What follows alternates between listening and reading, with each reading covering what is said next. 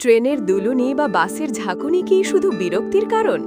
শিব বলছেন, এটাই আপনার ধ্যানের শ্রেষ্ঠ মুহূর্ত। বিজ্ঞান ভৈরব তন্ত্রের ২০ নম্বর সূত্র, গতিতে নীরবতা। সূত্র বলছে, চলমান যানবাহনে শরীরের ছন্দবদ্ধ দোলনকে অনুভব করো, অথবা স্থির গাড়িতে নিজেকে ধীর অদৃশ্য চক্রে দোলাও।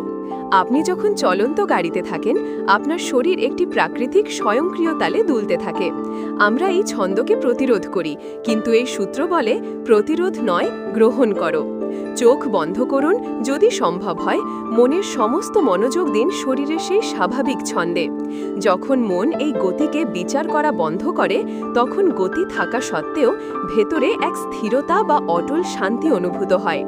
এই ছন্দের গভীরে প্রবেশ করাই হলো কেন্দ্রীভূত হওয়া। পরের বার যাতায়াতের সময় এই কৌশলটি একবার চেষ্টা করে দেখুন। এই সূত্রটি আরও গভীরে জানতে নিচের অ্যারোতে ক্লিক করুন।